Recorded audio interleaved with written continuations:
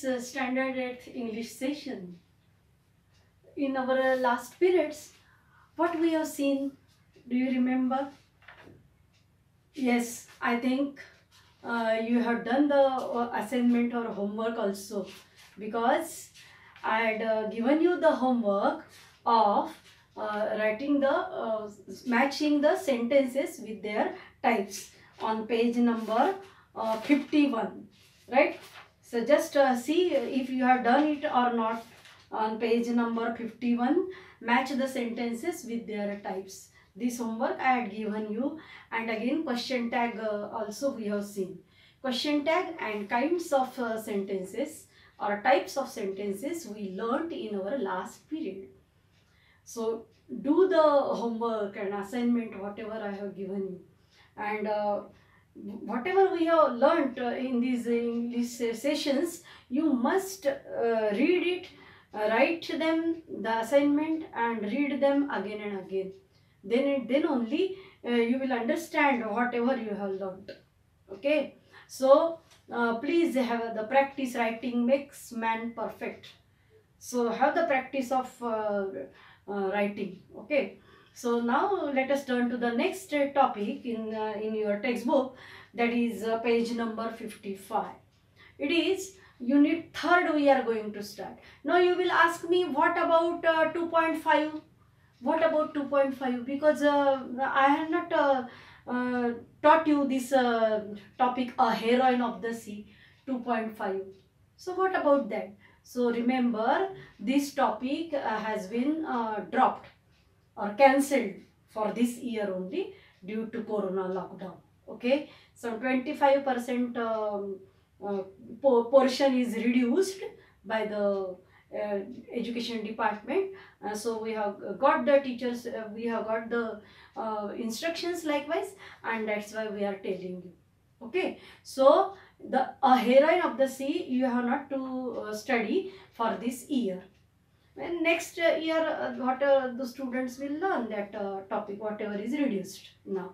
Okay, so your work is easy, quite easy. After completing the 2 units, we are going to start now the 3rd unit, that is unit 3.1. See on page number 55. Have you seen on page number 55? What have you found out? You will find that the 3rd unit is going to start, which is 3.1. First topic in the 3rd unit is why. It is a poem. The name of the poem is Why. Now why is, what have you learnt about this why or what, where? Can you tell me? Yes, in our last period only we have seen the types or kinds of sentences. Assertive sentence, then interrogative sentence, that is questions type. Both the type of questions we have learned. Then imperative type, आज्ञार्थी ज्याला आपण म्हणतो. Then the last one, exclamatory. So we have learned these 4 types of sentences, isn't it? Now what is the second type we have learned? That is interrogative or question form. The type of sentence in which there is a question. And questioning, what is the importance of questioning? If we ask the question ourselves, then what change we find in ourselves? Yes, curiosity arises. Curiosity, it means जिज्ञासा किंवा चौकसपणा.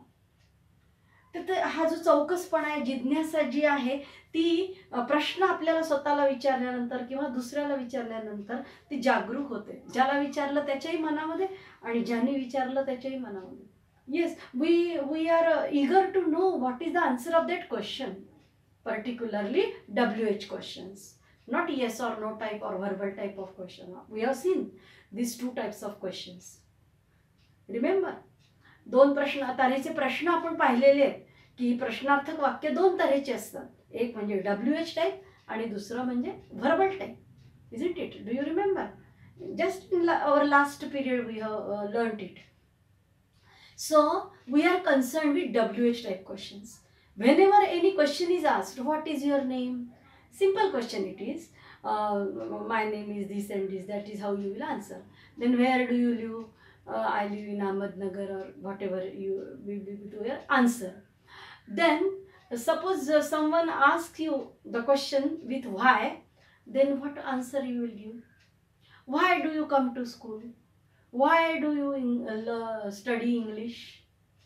If someone will ask you this question, or if you will ask this question to yourself, then what answer you will get? Different, you will get different types of answer. Or if you will ask this question to yourself, you may not get answer, or you may think in that way, why do I learn English? Why I have to learn English? Why should I learn English? So your way of thinking starts in that way, to think about to find out about the to find the answer about that question, why, isn't it? If someone asks you the question with why, or if you will ask the question with to your own, then the thinking starts in your mind to find out the reason or find out the answer of this question. So if someone asks you the question with why, you have to give the answer with reason.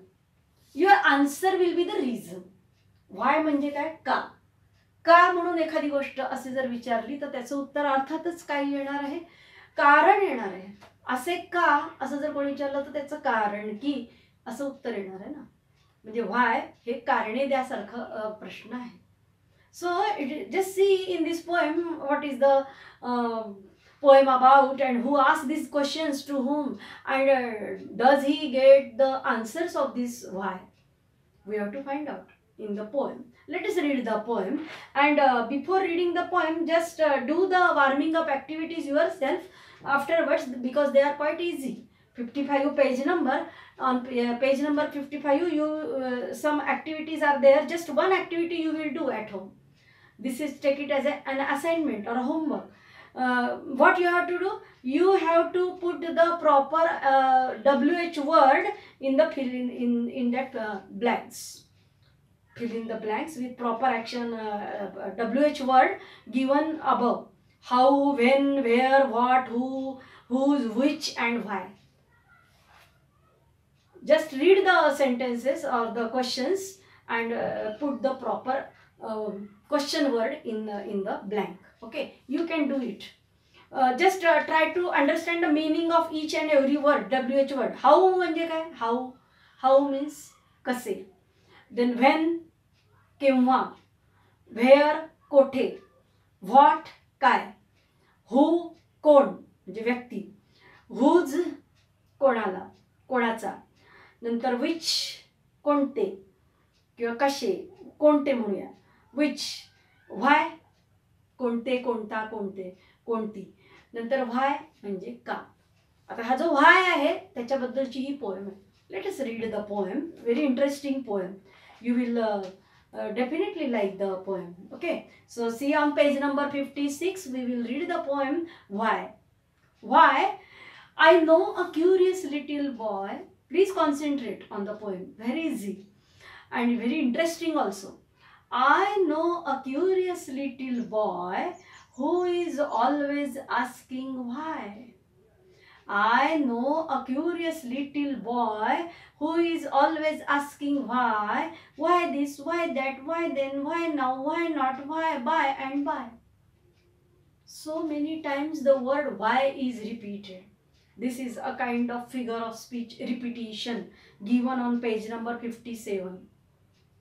ज्याला आपण अलंकार म्हणतो मराठीमध्ये, figure of speech. We have seen in some previous lesson about figure of speech, onomatopoeia and alliteration. We have seen those figures of speech. One more figure of speech you are going to learn here, that is repetition. Repetition of some words or some lines also.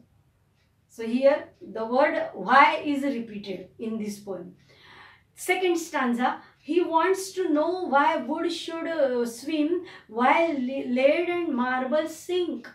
Why stars should shine and winds should blow, and why we eat and drink.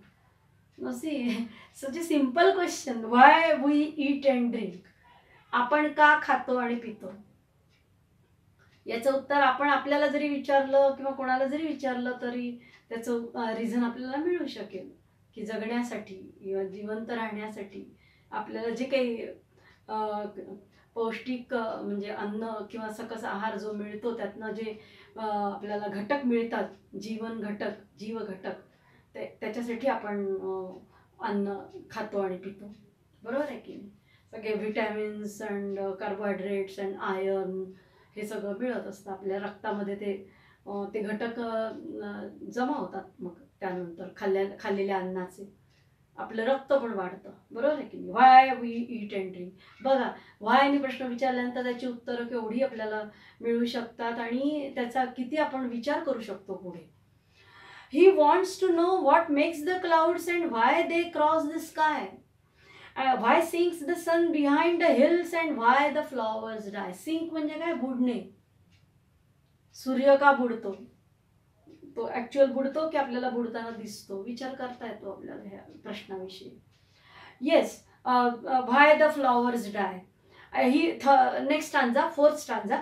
He wants to know why wind should come from out the bellows nose, why pop guns should go pop, and why the ocean ebbs and flows. आपल्या अवतीभोवती घडणाऱ्या गोष्टींचं जर आपण निरीक्षण केलं, तुम्ही T व्हीवर पण बघत असाल किंवा अवतीभोवती तुमच्या कधी तुम्हाला बघायला मिळालेलं असेल, परेडच्या वेळी पोलीस परेड ग्राउंडवर बँड पथक पाहिलं असेल कुठलं किंवा टी व्हीवर वगैरे, तर त्याच्यामध्ये कसे वेगवेगळे वाद्य असतात आणि ते वाजवताना कसं कुठून काय हवा निघती बाहेर. मग ती बासरी असेल किंवा अन्य काही कोणत्याही प्रकारचं म्युझिकल इन्स्ट्रुमेंट असेल किंवा तुम्ही ऑर्केस्ट्रा पाहत असाल, गाण्याचे प्रोग्राम पाहत असाल टी व्हीवर, तर त्याच्यात पण तुम्हाला वेगवेगळी वाद्य दिसतील. मग काही वाद्यांमधनं कसं त्याच्यातनं हवा विशिष्ट पद्धतीने पास केली तर त्याचा आवाज येतो. उदाहरणार्थ फ्ल्यूट म्हणजे बासरी. त्याच्यानंतर एक दिलेलं इथे बेलोज नोज म्हणजे भाता.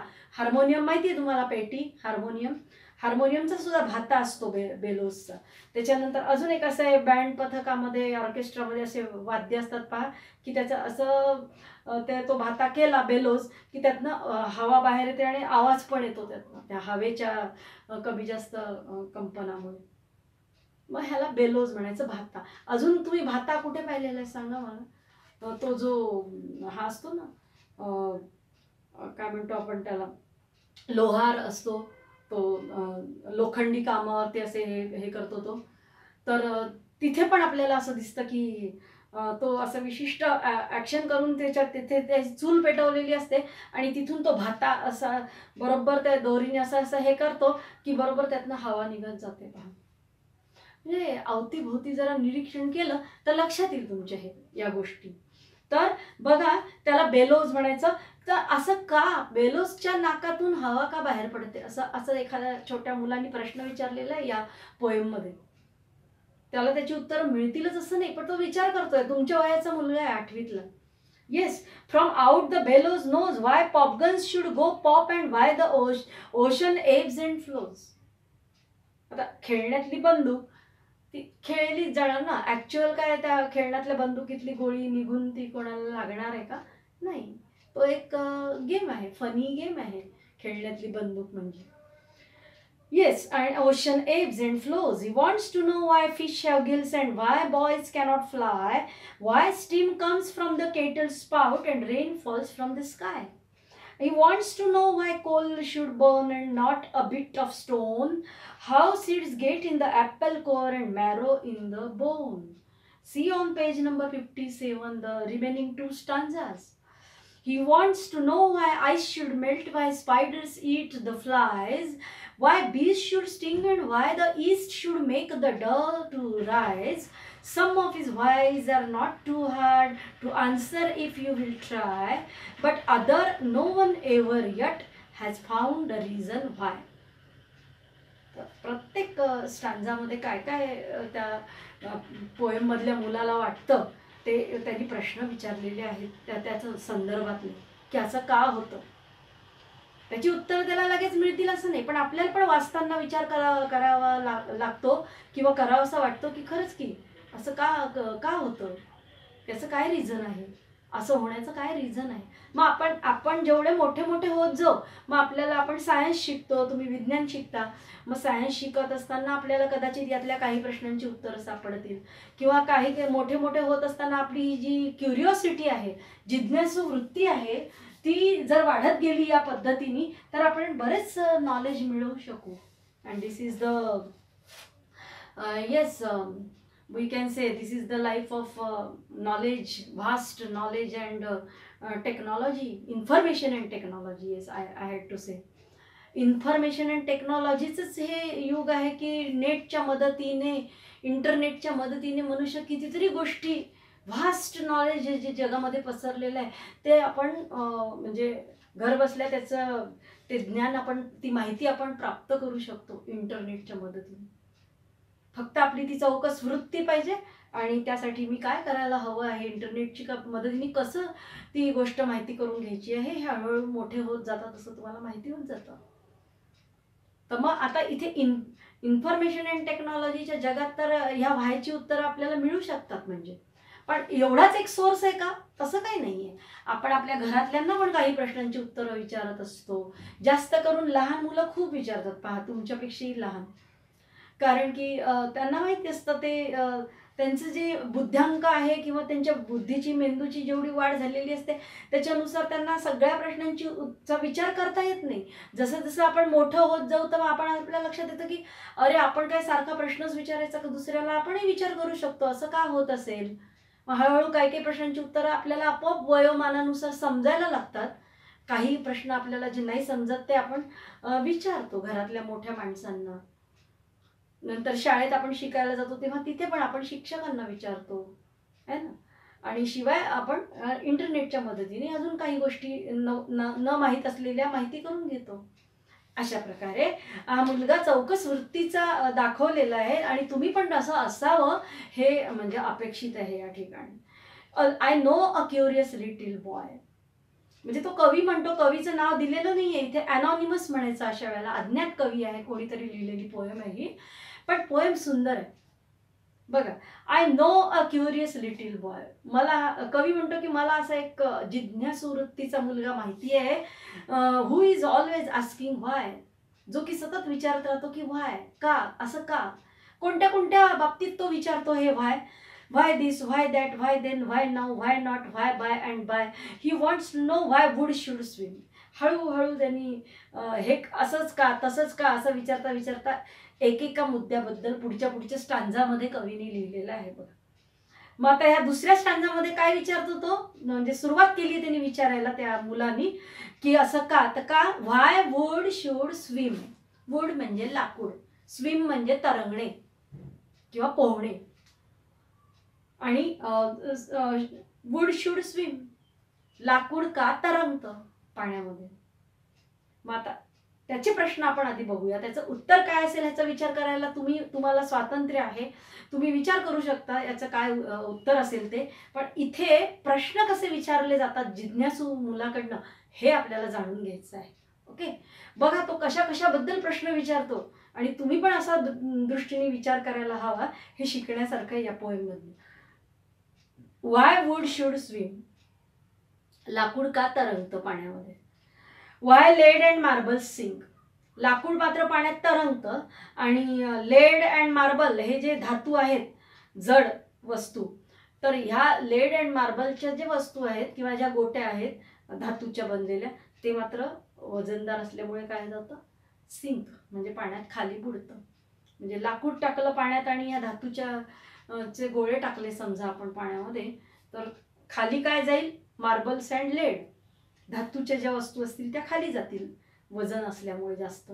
आणि जे हलकं आहे वजनामध्ये त्याच्या तुलनेत, ते म्हणजे उदाहरणार्थ लाकूड, तर ते काय होणार आहे, स्विम म्हणजे ते फ्लोट्स, तरंगतं ते पाण्यावरती लाकूड. म्हणून तर लाकडी होडीतनं, नावेतनं एका किनाऱ्यावरून दुसऱ्या किनाऱ्यावर जातात ना, छोटे छोटे जिथे नद्या असतात किंवा छोटे छोटे जलाशय असतात तिथे. काही ठिकाणी रस्ते पूर्ण गेलेले नाहीये छोट्या गावांमध्ये बघा, आणि म्हणून मग पुराचा खूप धोका असतो अशा गावांना. Would should swim. मग अजून त्या मुलाला काय प्रश्न पडले, व्हाय स्टार शुड शाईन. लगेच आपल्याला असं आठवतं, twinkle twinkle little star how I wonder what you are. Wonder म्हणजे आश्चर्य वाटतं ताऱ्यांकडे पाहून लहान मुलांना. ही पोएम आहे, राईम आहे स्मॉल किड्सची, स्मॉल चिल्ड्रन. तर छोट्या प्रायमरी शाळेतल्या मुलांची, नर्सरीतल्या मुलांची हे नर्सरी राईम्स आहेत. पण मग त्याच्यातनंही आपल्याला मोठं थोडंसं तुमच्या वयाचं झाल्यानंतर का असे प्रश्न पडू शकतात ना. व्हाय स्टार्स शुड शाईन, तारे का चमकतात. मग हळूहळू विज्ञानात आणि भूगोलात आपल्याला ते कळायला लागतं. सूर्याच्या प्रकाशामुळे ते चमकतात म्हणून सूर्याकडनं घेतात. किंवा त्यांना स्वतः पण स्वतःचं जर तसे त्याच्यातले काही तारे असतील सूर्यासारखे की जे खूप लांब आहेत आपल्यापेक्षा, ते सुद्धा चमकतात. स्वतः स्वयंप्रकाशित असतात ते, म्हणून चमकतात. काही जर त्याच्यातले असतील ग्रह, तर ते मग आपल्याला, आपण त्याला तारे म्हणतो पण ते ग्रह असू शकतील लांबून आपल्याला चमकताना दिसतात म्हणून. मग ते सूर्याकडून किंवा सूर्यासारख्या असलेल्या ताऱ्याकडून प्रकाश घेतात आणि त्याच्यामुळे ते आपल्याला चमकताना दिसतात. बरोबर आहे. आणि अंधार पडल्यावर मुख्य म्हणजे ते चमकताना दिसतात, कारण सूर्य लोप झालेला असतो त्याचा. म्हणजे ह्याची उत्तरं आपल्याला अशी विज्ञानात भूगोलात मिळायला लागतात. पण ठीक आहे, आपण त्याची उत्तरं नाही बघणार, आपण फक्त प्रश्नांकडे कॉन्सन्ट्रेट करूयात. Yes, he wants to know what makes the clouds and why they cross the sky. Clouds आला आता बघा काय काय झालं. Why stars should shine and wind should blow. हे राहिलं आपली, ही ओळ राहिली सेकंड स्टॅन्झामध्ये. व्हाय स्टार्स शुड शाईन इथपर्यंत आपलं झालं होतं. And wind should blow. Winds म्हणजे वारे, वारे का वाहतात. Yes, why we eat and drink, आपण का खातो आणि पितो. Next, he wants to know what makes the clouds. त्या ह्या कवितेतल्या मुलाला अजून काय जाणून घ्यायचं आहे, काय जाणून घेण्याची त्याची उत्सुकता आहे. तर he wants to know why wind should come, what makes the clouds. ढग कसे बनतात, कोण बनवतं ढगांना, ढग कसे बनतात. Why they cross the sky, आणि मग ते असे तयार झालेले ढग या बाजून एका बाजूकडून दुसऱ्या बाजूकडे आकाशामध्ये असे जाताना का दिसतात आपल्याला. Why do they cross the sky. Yes, why sinks the sun behind the hills. Hills म्हणजे टेकड्या, टेकड्यांच्या मागे सूर्य का बुडतो खाली. खरंच बुडतो का तो, का मावळतो म्हणतो आपण त्याला, म्हणजे बुडणे, सूर्य बुडणे, मावळणे. पण तो कुठे जातो बुडून किंवा मावळून. टेकड्यांच्या पलीकडे गेला असं दिसतं आपल्याला संध्याकाळ झाल्यानंतर, पण तो मावळतो का खरंच. कुठे जातो तो, कुठे बुडतो, कुठे डुबतो सूर्य. हे त्या मुलाला पडलेले प्रश्न आहेत.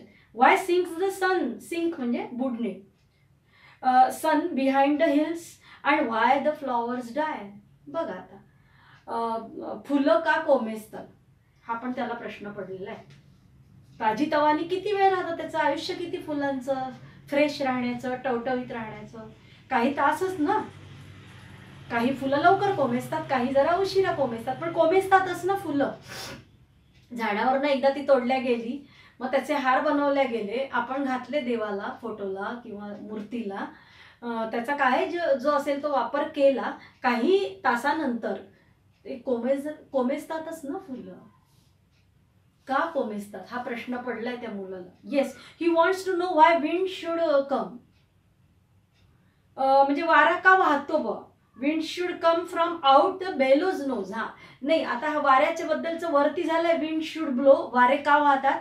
पण आता इथे जो विंड आलाय तो कोणासाठी, तर मी मगाशी सांगितल्याप्रमाणे बेलोज म्हणजे भाता.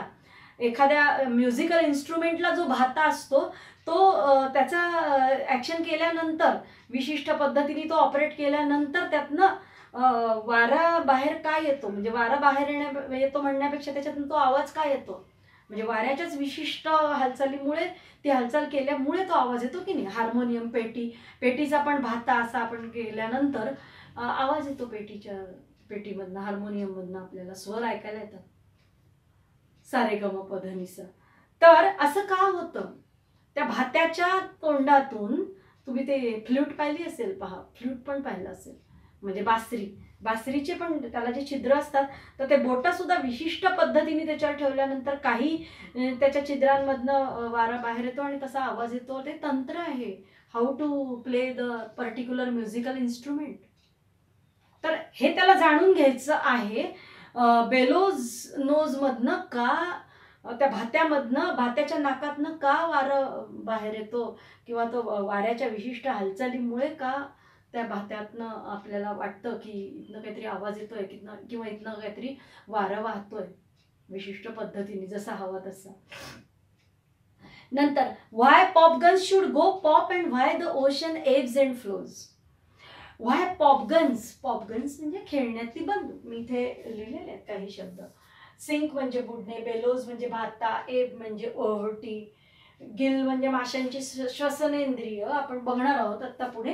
कोर म्हणजे गाभा, मॅरो म्हणजे हाडातील चरबी, अँड डव म्हणजे मळलेले पीठ. बघा आपण कुठपर्यंत आलेलो आहे. 1 2 3 4th स्टांजा. Just C.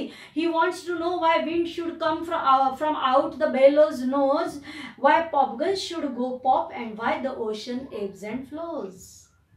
बंदूक, खेळण्यातली बंदूक लहान मुलांची जी असते ती का म्हणजे त्याचं का बरं असं होतं की पॉप म्हणजे जस्ट जवळच्या जवळ त्याच्यातनं बंदुकीत जरी आपण ती गोळी टाकली खेळण्यातली तरी ती जवळच्या जवळ फार काही लांब जाणार आहे का ती अशी का होते. म्हणजे त्याचा स्ट्रायगर दाबल्यानंतर त्याच्यातनं ते बाहेर का बरं येतं. आता छोटा मुलगा असल्यामुळे तो बंदुकी खेळण्यातल्या बंदुकीविषयीच विचार करणार ना, की ती अशी खेळण्यातली बंदूक अशी त्याचा तो जो आकोडा आहे तो दाबल्यानंतर का त्याच्यातनं ते बाहेर पडतं, का असं होतं, ती गोळी बाहेर का पडते. जेवढ्या प्रेशरने आपण दाबू तितक्या प्रेशर, जसं धनुष्यबाणाचं असतं आहे ना, असं का होतं हे त्याला प्रश्न पडलेला आहे. बघा. And why popgun should go pop and why the ocean ebbs and flows. Ocean म्हणजे सी म्हणजे समुद्र. ओशन समुद्र किंवा सागर, यालाच दुसरा इंग्लिश शब्द आहे सी, SEA.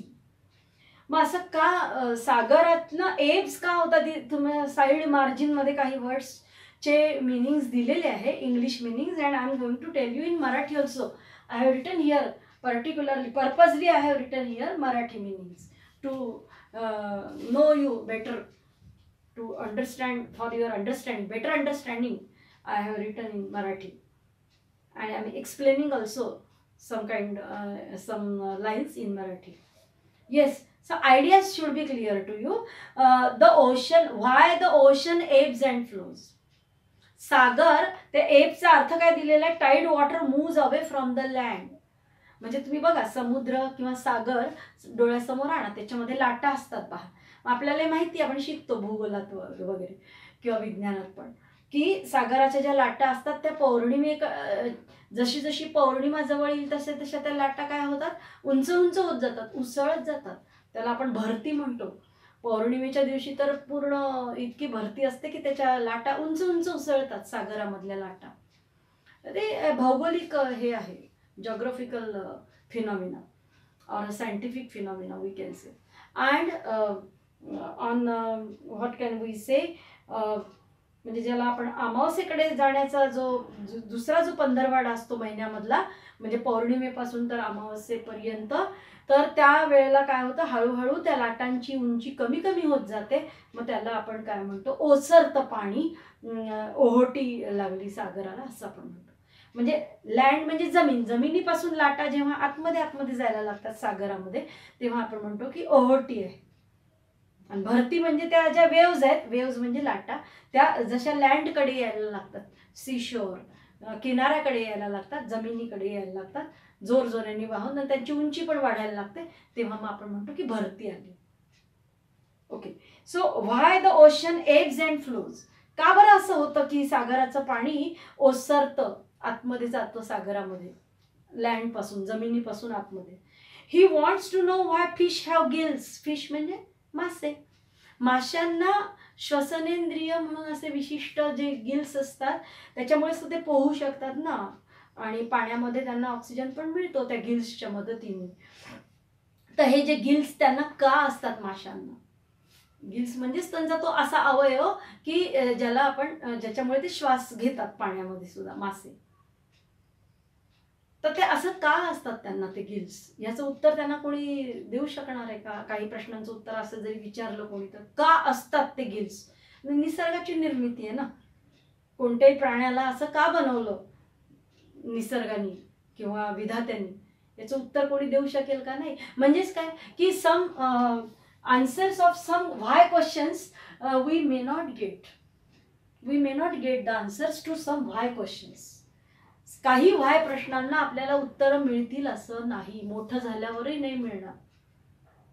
पण हे प्रश्न लहान मुलाच्या मनामध्ये यायला मात्र पाहिजे किंवा यायला लागतात.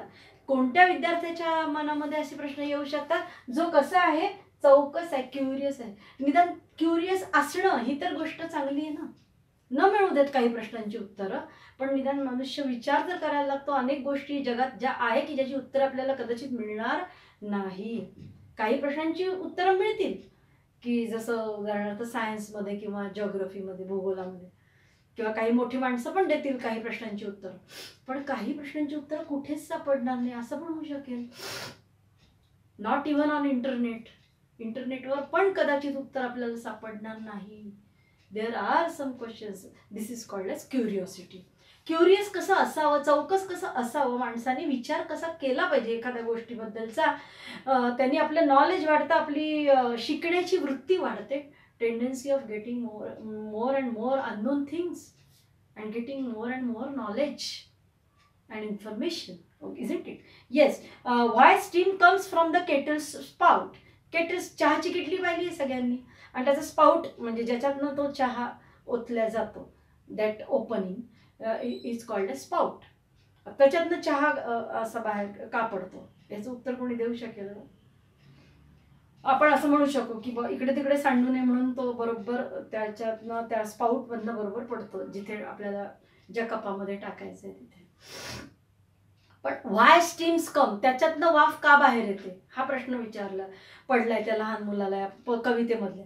व्हाय स्टीम कम्स, स्टीम म्हणजे वाफ, comes from the kettle spout and rain falls from the sky. Sky म्हणजे आकाश, आकाशातनं पाऊस का पडतो. किती प्रश्न पडले आहेत त्या मुलाला. आपल्याला पण छान वाटतं वाचताना नाही का, खरंच की याचा असा आपण विचार करतो का कधी, किंवा करायला पाहिजे का. We wants to know last stanza on page number 56, and he wants to know why coal should burn. Coal म्हणजे कोळसा. कोळसा का जळतो, जो की लाकडापासून तयार झालेला असतो कोळसा, तो का जळतो हा प्रश्न पडलाय त्या मुलाला. And not a bit of stone. कोळसा का जळतो आणि त्या कोळशाच्याच आकाराचा जर दुसरा दगड असेल तर तो का जळत नाही पेटवला तर. बरोबर त्याचं म्हणजे विचार करण्याची, हे का जळतं आणि हे का जळत नाही. स्टोन म्हणजे दगड. How seeds get in the Apple core. Apple, all of you know Apple. Apple म्हणजे काय, सफरचंद.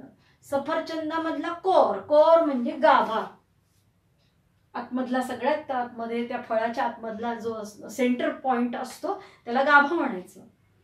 तर त्या गाभामध्ये बिया का सापडतात, त्याचं उत्तर मला वाटतं ब्रह्मदेव पण नाही देऊ शकणार, कारण ब्रह्मदेव भेटला पाहिजे ना आपल्याला, isn't it. Yes. How seeds get in the Apple core. Seeds म्हणजे बिया. सफरचंदाच्या गाभ्यामध्ये बिया का सापडतात. And marrow in the bone. Bone म्हणजे हाडं. आपल्या कुठल्याही शरीराचे किंवा प्राण्यांचे जे हाडं असतात त्या हाडांमध्ये मॅरो का असतं. मॅरो म्हणजे हाडातील चरबी का असते हा प्रश्न त्याला पडलेला आहे. Page number 57. He wants to know why ice should melt, why spiders eat the flies, why bees should sting, and why the yeast should make the dough to rise. म्हणजे बर्फ का वितळतं, ice should melt, spiders eat the flies. कोळी जे कीटक असतात, कोळी नावाचे कीटक तुम्ही पाहत असाल घरामध्ये आपल्याला दिसतात, कोपऱ्यामध्ये अगदी जाळं वगैरे जिथे असतं तिथं, ते का बरं छोट्या छोट्या किड्यांना, माशांना खातात कोळी. वाय बीज शूड स्टिंग. बीज म्हणजे मधमाशी. मधमाशी का बरं अशी चावते. स्टिंग म्हणजे त्याला जे हे असतात, काय म्हणूया त्याचे असे तंतूसारखे धाग्यासारखे एकदम बारीक केसासारखे, त्या तंतूंनी ते एखाद्या गोष्टीमधलं द्रव्य काढून घेऊ शकतात चावल्यानंतर किंवा फुलावर बसल्यानंतर. त्याला ते निसर्गाने दिलेलं आहे स्टिंग. त्याच्या मदतीने ते बारीक त्या तंतूंच्या मदतीने ते त्याच्यातलं रस शोषून घेतात फुलांमधला. आणि मग ते का चावतं आपल्याला, मधमाशी का चावते, कारण ते चावण्यासाठीचे जे तंतू आहे ते त्याला दिले आहे म्हणून. तिला काही कळत नाही की याला आपण चावावं. तिला फक्त काय कळतं मधमाशीला की ज्याच्यातनं आपल्याला रस मिळतोय का ते बघावं. म्हणून ती तसा प्रयत्न करते. Yes. And why the yeast should make the dough to rise. Dough म्हणजे काय? मळलेले पीठ. मळलेले पीठ फुलावे ब्रेड तयार करण्यासाठी जे बेकरीमध्ये, तर ते फुलावं याच्यासाठी ईस्ट मिसळलं जातं त्याच्यामध्ये. आपल्याला बेकिंग पावडर वगैरे माहिती आहे बाकीच्या गोष्टी, पण ईस्ट नावाचा पदार्थ पण मिसळला जातो की ज्याच्यामुळे ते फुलतं. ती भिजवलेली मळलेली जी कणिक आहे ती जास्ती फुलते अजून, आणि म्हणूनच त्याचा ब्रेड वगैरे तयार पुढे करता येतो, बेक करता येतं त्याला.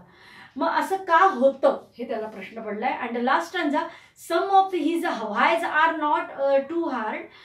Some of his whys are not too hard to answer if you will try, but other no one ever yet has found the reason why.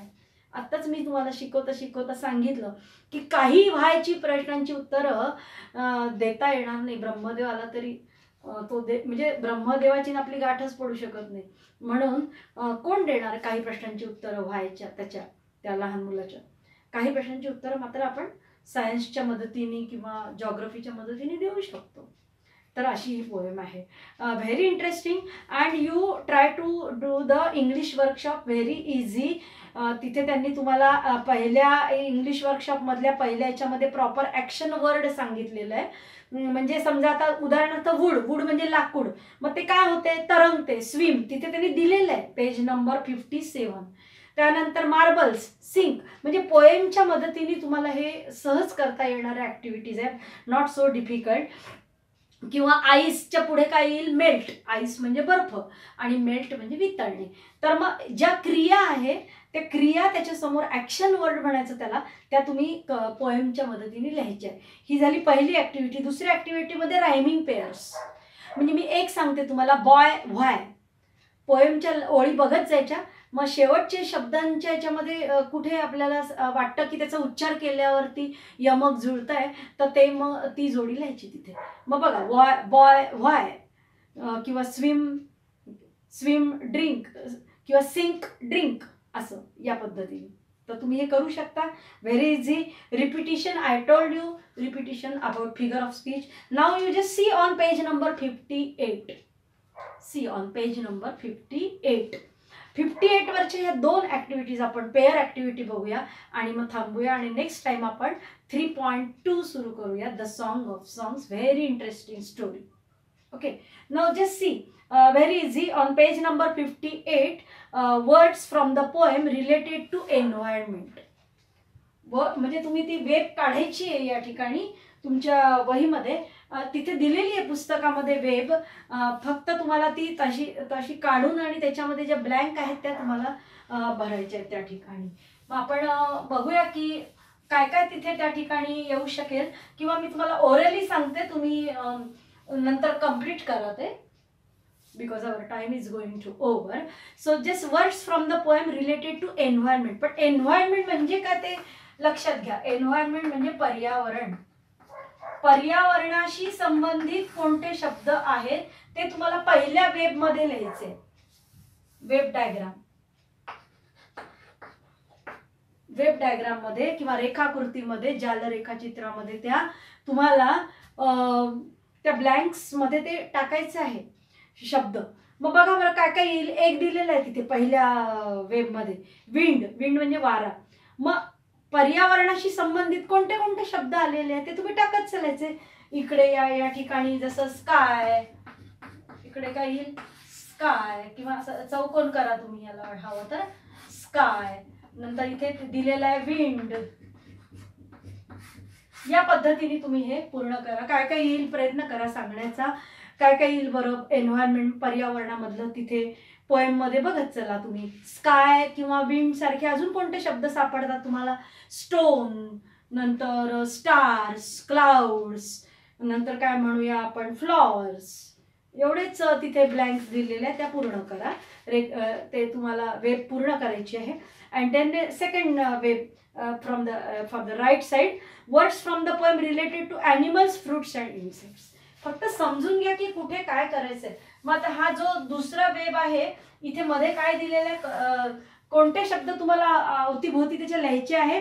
Related to animals, words related to animals. Animals म्हणजे काय? प्राणी. किंवा अजून कोणते शब्द लिहायचे तुम्हाला? Fruits and insects. Fruits म्हणजे फळे, फ्रुट्स, आणि इन्सेक्ट्स म्हणजे कीटक. इन्सेक्ट्स म्हणजे काय? कीटक.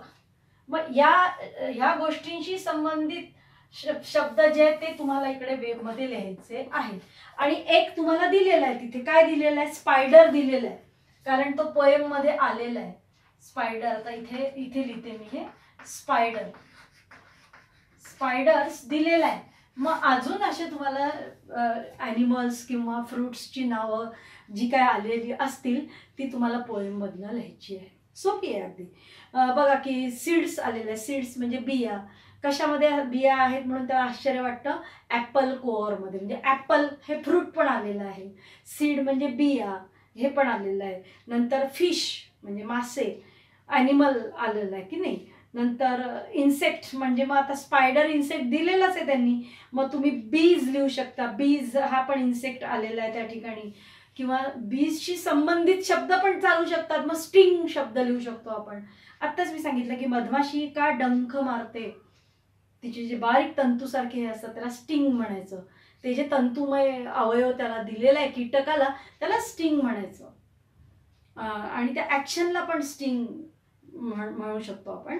फ्लाईज म्हणजे उडणे, कीटक उडतात, फ्लाईज. त्यांच्याशी संबंधित शब्द लिहायचे आहे ना, म्हणजे मग आपण ते लिहू शकतो ते ॲक्शन. या प्रकारे तुम्हाला हे वेब पूर्ण करायचे आहे. रायमिंग पेअर्स पूर्ण करा आणि ॲक्शन वर्ड लिहा. इथे आपण थांबूया. वर्ड चेन तुम्हाला करता आली तर सोपं आहे वर्ड चेन. एक उदाहरण दिलेलं आहे. एक शब्द लिहिला की त्याच्या शेवटच्या अक्षरापासून पुढचा शब्द लिहायचा. So shall we stop here? Very easy poem we have completed. Now in the next period and you complete this whatever homework I have given you. In the next period we are going to start unit 3.2. Third unit we have already started, but 3.1 we have completed. Now in the next period we will start 3.2, which is very interesting story, the Song of Songs. So shall we stop here? Okay, let us stop. Do the homework.